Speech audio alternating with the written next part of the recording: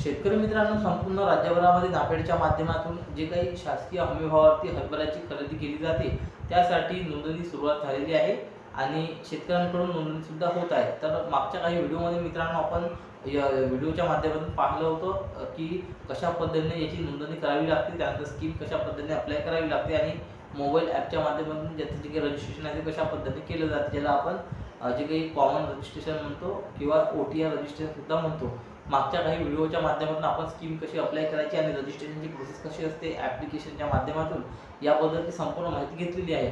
परंतु मित्रांनो, मागच्या व्हिडिओमध्ये आपण जे काही स्कीम अप्लाय करताना सांगितलं होतं की त्यामध्ये स्कीम अप्लाय करताना आत्मनिर्भरता मिशन, या ठिकाणी स्क्रीनशॉटमध्ये तुम्ही पाहू शकता, आत्मनिर्भरता मिशन PSSR 26 चना, तर हे ऑप्शन आपण हा पर्याय निवडण्यासाठी सांगितलं होतं। तर आता त्याच्यामध्ये एक करेक्शन करायचं आहे तुम्हाला, हा पर्याय तुम्हाला निवडायचा नाही आहे। तर तुम्हाला हे स्कीम जे कोणती निवडायची ते सांगतो।